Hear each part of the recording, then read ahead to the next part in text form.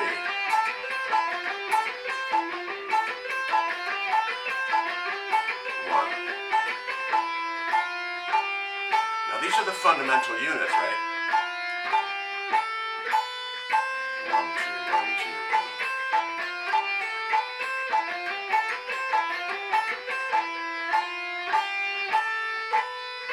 2, 3. Now, if you notice when I was doing it, I was picking each one, and we're going to do it in a moment now with hammer-ons and pull-ups too. But when they're even, you have a whole other thing going on in your hand as opposed to just playing scales, okay? So this is very clear. I'm going to play each one 4 times. I think it's easier to do when you repeat it rather than just each one once, but I'm going to play 1, meaning 1, what I mean by 1 is 1 note per click. And I'm going to switch to 2 notes per click.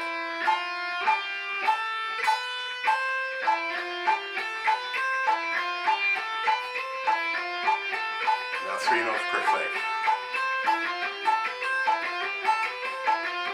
And back to 1.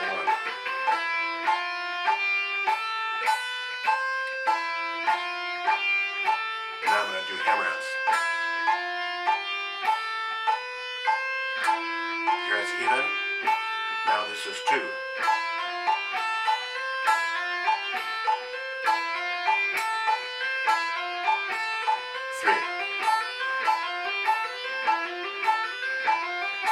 1. That's a good time for my metronome just to count applause. So, alright, so what did I just do there? Basically, what I basically did there was just use hammer-ons and pull-offs, and this was explained in an earlier video where we talk about hammer-ons and pull-offs using the 6-note horizontal shapes. But what I'm doing now with the 6-note horizontal shapes is I'm talking about playing in time and using a metronome. Now, when I said in that first video that the horizontal shapes, are the core of my technique, that for me is how I approach it. Maybe there's other ways in which to do it. Maybe we can just play scales and pray that it'll all work out. I'm a big fan of prayer, but I'm thinking God wants you to do a little bit more than that. But anyway, so I say that not to be blasphemous, but hopefully to be a little bit funny. Anyway, some God jokes for you, right? Anyway, that's bold. So here we move forward. What we're going to do is we're not just going to just pray and hope for a better day or sit behind the guitar tree and wait for some fruit to flop down that are awesome, okay? It doesn't work like that. What I did is I took a very systematic approach to my technique. I can pick notes with downstrokes or upstrokes, I thought. I can play notes with hammer-ons or pull-offs, or so I thought. Still true, right? And I can play notes as quarter notes, eighth notes, triplets, sixteenths, sextuplets, and on, right? 32nd notes. So I just thought there's a fundamental unit happening here. There's eighth notes are twice as fast as quarter notes. Well, that's 1 note per click or 2 notes per click, right? 3 notes per click is a triplet. 4 is a 16th note, and on it goes. So I then turn the metronome up and down based on being able to do that. So all we're doing is we're going to pick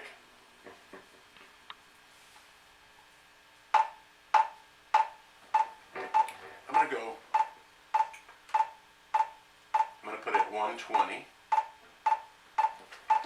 This is the metronome at 120. Okay?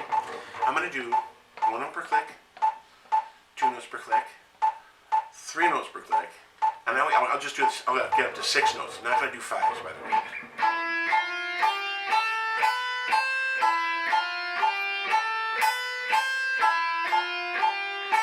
This is picking.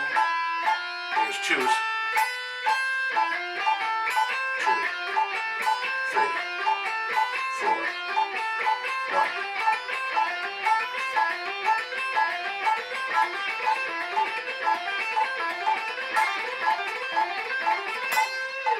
That was 1, 2, 3, on 6. All right, now this speed, I'm not going to do 8s, although on a good day we could be fine with that. The purpose of this is not to show you how fast somebody can play.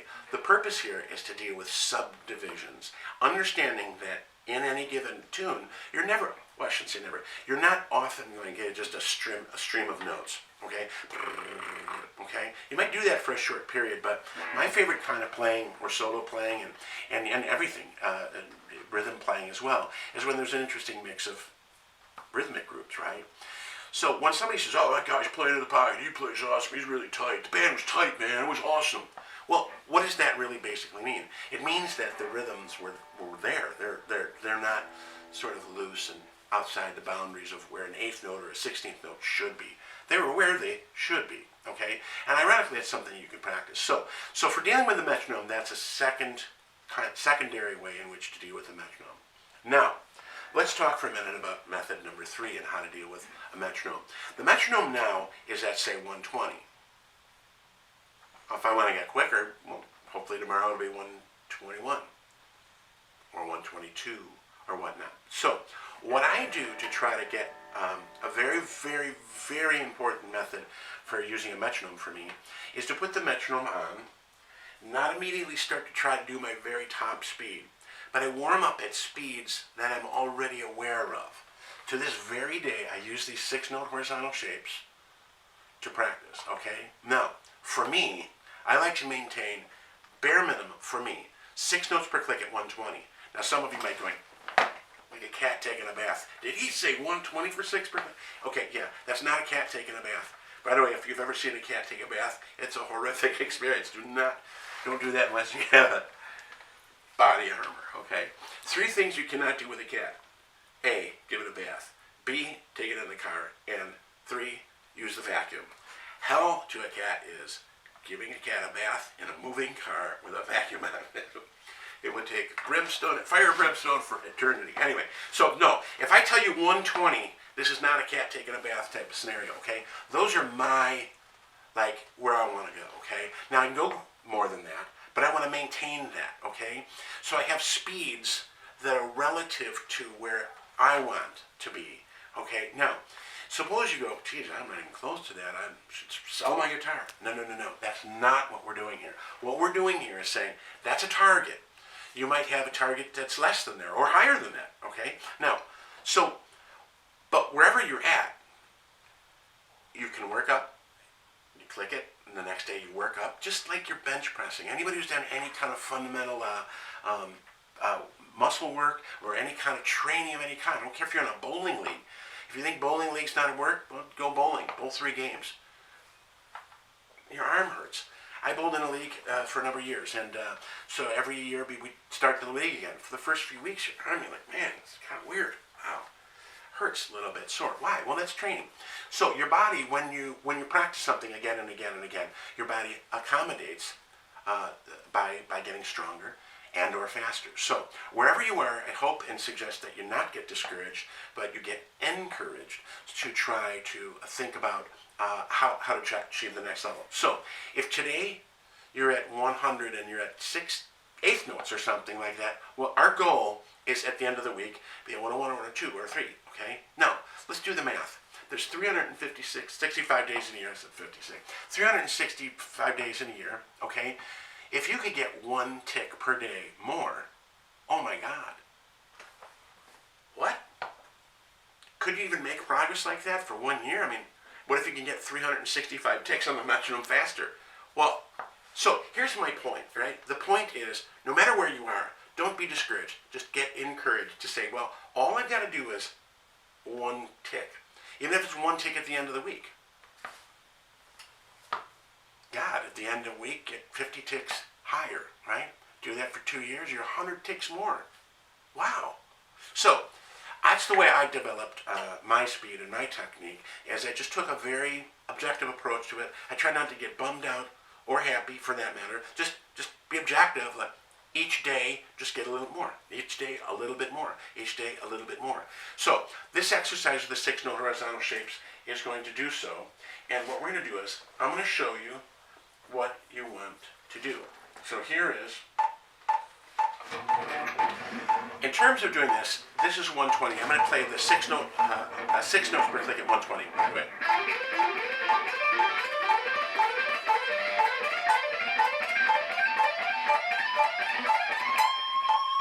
All right. That to me is a very acceptable and good, speed. Just for the record, can go faster than that. I start to kind of, when I'm really ready and worked out and ready to go, somewhere in the 160 area is, I think for me, probably my speed limit ever for 6 notes per click. Guys like Sean Lane or somebody like that, probably well beyond it in some capacity, which, I don't know, probably like the difference between 1 nuclear bomb and 2 nuclear bombs. I think 1 should suffice. But anyway, the point that I'm trying to make is that I don't practice that speed. Okay, what I do to get these is I'll start at, say, here's 100, and I'll do like this. Now, if I'm talking about trying to get, say, 6s, I'll go 3s, 6s, 3s, 6, like this.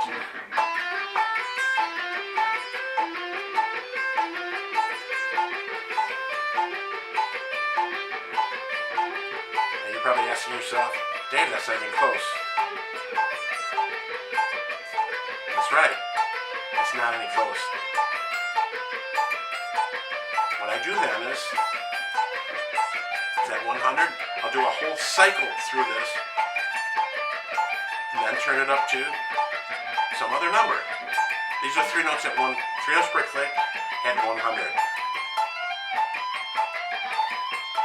Now you down. This, for argument's sake, I'm just picking each note.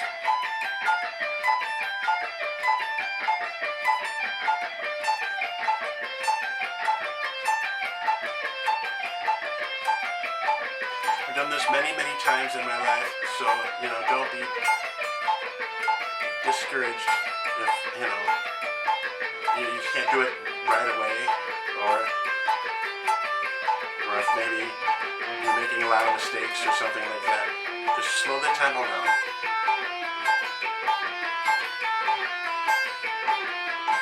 That was 3 notes per click at 100. So I just did 1 cycle or 1 loop or lap around the track at 4, repeating it 4 times. I'm going to exaggerate this, but I'm going to go up to 124. I don't know that it would make these big leaps for you, but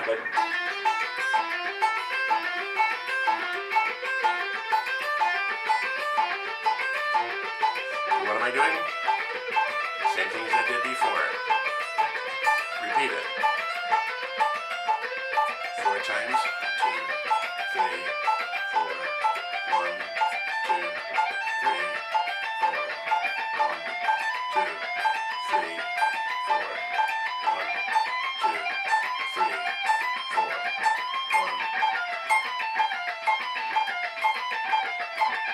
Now you can do these as well in different keys if you wanted. Doesn't matter. You can do it on different string sets if you like. That's fine too.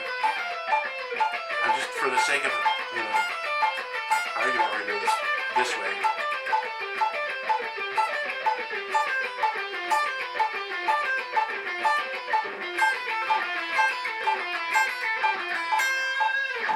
And then what do? Here's, say, 148. I'm going up by 24s, which are giant leaps, but this is just here to illustrate a point.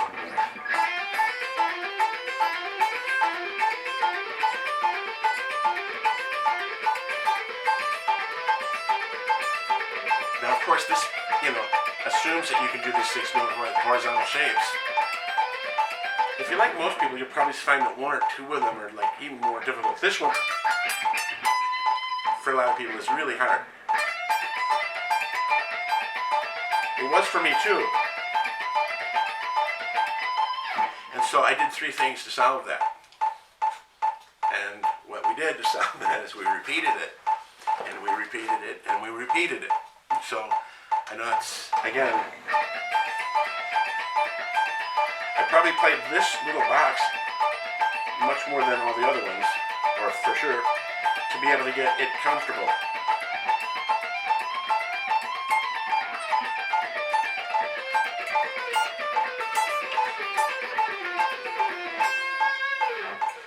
So one of the things I want to point out when it comes to practice, and what is practice? Practicing is, well, the guy who gets the most out of practice is the person who could put the most correct repetitions in the shortest time frame, okay? That's my definition of practice. I'm going to say that again.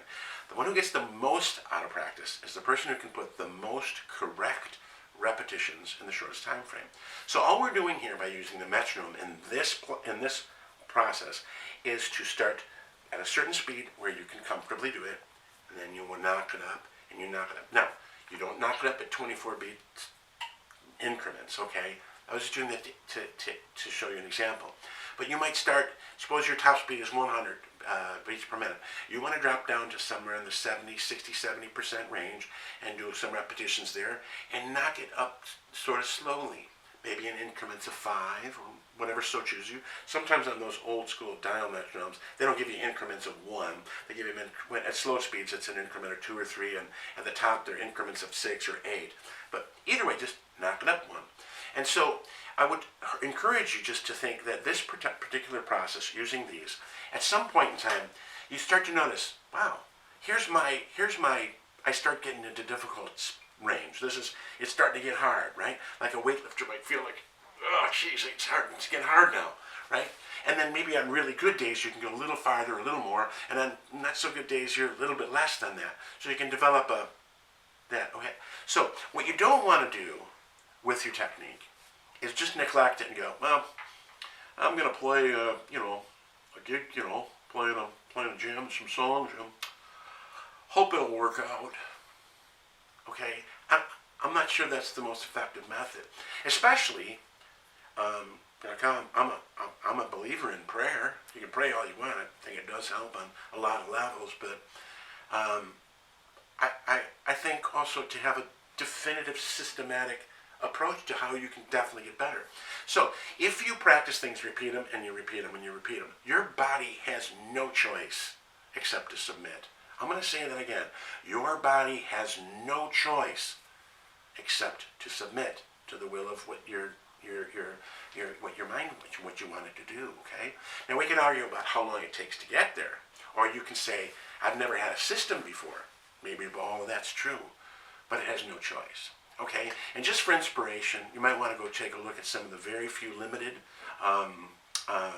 actual videos of a guy named Django Reinhardt. Django Reinhardt had 2 usable fingers. 2. I don't see any issues with his speed or timing or any of that. Today you have ample. You can go to YouTube and Google up. Just Google. Guy with no arms plays guitar. Just for information. Don't be sitting in your room right now where you practice like, my fingers are chubby. No, it's not going to work. Go turn on that video. Take a look at that guy. He's on a street corner. He's got his guitar playing with toes. He holds the pick with one, and he fingers with his toes. Now, I'm pretty sure he doesn't have thin little toes. His toes are big toes, probably pretty chubby too. So here's a guy who didn't see those as limitations. So I'm going to go back to my principle.